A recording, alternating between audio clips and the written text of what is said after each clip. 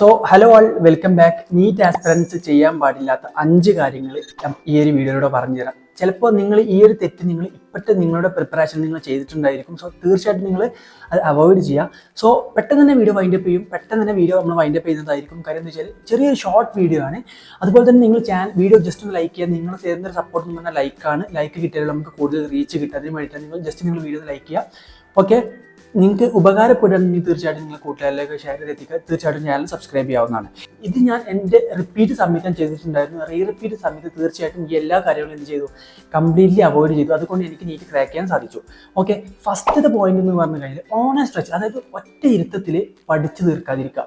Take breaks. നിങ്ങൾ അതിൻ്റെ ഇടയിലൂടെ ബ്രേക്ക് എടുക്കുക. ഞാൻ തന്നെ എൻ്റെ ഇൻ്റർവ്യൂവിൽ പറഞ്ഞതാണ്. അതായത് പഠിക്കുമ്പോൾ, ക്ലാസ് കേൾക്കുമ്പോഴല്ല, ഓൺലൈൻ സ്റ്റുഡൻസ് ആണെന്നുണ്ടെങ്കിൽ പഠിക്കുമ്പോൾ അതായത് 30 മിനിറ്റ് പഠിക്കുക, അല്ലെങ്കിൽ 30 മിനിറ്റ് ക്വസ്റ്റ്യൻ ചെയ്യുക, പിന്നെ 5 മിനിറ്റ് ബ്രേക്ക് എടുക്കുക. ഓക്കെ, ക്ലാസ് കേൾക്കുമ്പോൾ 1 ഹവർ ക്ലാസ് കേൾക്കുക, 5 മിനിറ്റ് 10 മിനിറ്റ് ബ്രേക്ക് എടുക്കുക, വീണ്ടും 1 ഹവർ ക്ലാസ് കേൾക്കുക. അങ്ങനെയാണെന്നുണ്ടെങ്കിൽ വിത്തിൻ 2 മണിക്കൂറും 10 മിനിറ്റ് അല്ലെങ്കിൽ 15 മിനിറ്റ് കൊണ്ട് ഒരു സെഷൻ നിങ്ങളുടെ ക്ലാസ് തീരും.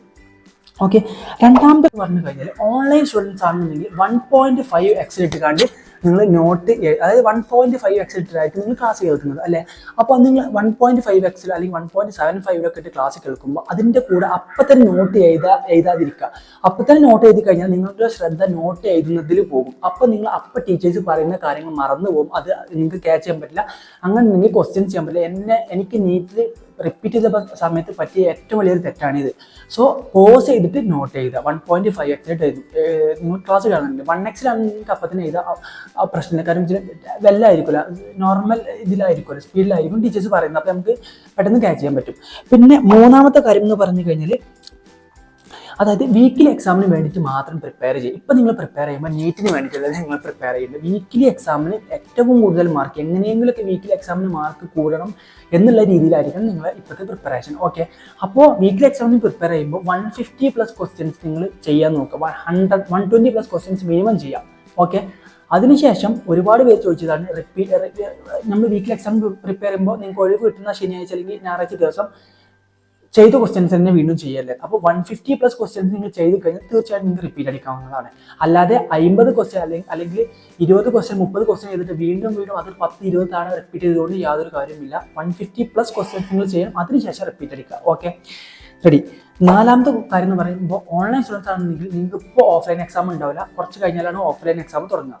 അപ്പോൾ ഇപ്പോൾ ഓഫ്ലൈൻ എക്സാം ഇല്ലെങ്കിൽ തീർച്ചയായിട്ടും നിങ്ങൾ കോപ്പി അടിക്കാതിരിക്കുക. ഞാൻ റിപ്പീറ്റ് ചെയ്ത സമയത്ത് കോപ്പി അടിച്ചിട്ടുണ്ടായിരുന്നു, നല്ലോണം കോപ്പി അടിച്ചിട്ടുണ്ടായിരുന്നു. അതുകൊണ്ട് എനിക്ക് നീറ്റ് റിപ്പീറ്റ് ചെയ്ത സമയത്ത് കിട്ടിയില്ല. റിപ്പീറ്റ് ചെയ്ത സമയത്ത് കോപ്പി അടിച്ചിട്ടില്ല, അത് ഒഴിവാക്കിയതുകൊണ്ട് എനിക്ക് നീറ്റ് ക്രാക്ക് ചെയ്യാൻ സാധിച്ചു. ഓക്കെ, അഞ്ചാമത്തെ കാര്യം എന്ന് പറഞ്ഞു കഴിഞ്ഞാൽ, അതായത് ഡെയിലി ടോപ്പിക്ക് കവർ ചെയ്യുക. ഡെയിലി ടോപ്പിക് എന്ന് പറയുമ്പോൾ ഡെയിലി ടോപ്പിക്ക് അന്ന് എടുക്കുന്ന ടോപ്പിക്ക് അന്ന് തന്നെ കവർ ചെയ്ത് പോവുക. പിന്നെ നിങ്ങൾ ചെയ്യേണ്ടത് ഏറ്റവും ഇമ്പോർട്ടൻ്റ് ആയിട്ടുള്ള കാര്യം, നിങ്ങൾക്കിപ്പോൾ നമ്മുടെ വാട്സപ്പ് ഗ്രൂപ്പിലും ടെലഗ്രാം ചാനലിലൊക്കെ ഒരുപാട് ഷോർട്ട് നോട്ട് മൈൻഡൊക്കെ ഇട്ട് തരലുണ്ട്. ഡെഫിനറ്റ്ലി അതിനൊന്നും സമയമില്ലാത്തവർക്ക് വേണ്ടിയിട്ടാണ്. ഇപ്പോൾ നിങ്ങൾക്ക് സമയമുണ്ട്, അപ്പോൾ നിങ്ങൾ എന്ത് ചെയ്യുക, ഫിസിക്സിനും ഫിസിക്കൽ കെമിസ്ട്രിക്കും മിനിമം ഒരു ഇക്വേഷൻ ബുക്ക് ചെയ്ത് ഉണ്ടാക്കി വെക്കുക. ജസ്റ്റ് ഒരു 10-20 ഇക്വേഷൻ ഒരു ചാപ്റ്ററിന് ഉണ്ടാവുള്ളൂ. അത് ജസ്റ്റ് എഴുതി വെക്കാൻ ആ ഒരു 5 മിനിറ്റ് സമയം മതി. അത് എഴുതി വെക്കുക. അതിപ്പോൾ നിങ്ങൾക്ക് ഉപകാരപ്പെടും. ഒരിക്കലും നിങ്ങൾക്ക് ഇപ്പോൾ അത് ആവശ്യം വരില്ല. അത് ലാസ്റ്റ് സമയത്ത് നീറ്റിൻ്റെ ലാസ്റ്റ് 1 മന്ത് ലാസ്റ്റ് ലാബ് പ്രിപ്പറേഷനിൽ അത് നിങ്ങളെ ഹെൽപ്പ് ചെയ്യും. ഓക്കെ, ഡെഫിനറ്റ്ലി ഈ 5 കാര്യങ്ങൾ ചെയ്ത് കഴിഞ്ഞാൽ ഏകദേശം കൂടി 50% ഓക്കെയാണ്. ബാക്കി 50% നിങ്ങൾ ഉഷാറായിട്ട് എഫേർട്ട് ഇടുക. തീർച്ചയായിട്ടും എന്ത് ചെയ്യാൻ പറ്റും, നീറ്റ് ക്രാക്ക് ചെയ്യാൻ പറ്റും. ഈ 5 കാര്യങ്ങൾ നിങ്ങൾ മസ്റ്റായിട്ട് നിങ്ങൾ ചെയ്യണം. ഒരിക്കലും ഇത് അവോയ്ഡ് ചെയ്യരുത്. Okay, ready. സോ ആ ദിവസം ഉഷാറായിട്ട് പഠിക്കുക. തീർച്ചയായിട്ടും നിങ്ങൾക്ക് നീറ്റ് ക്രാക്ക് ചെയ്യാൻ പറ്റും.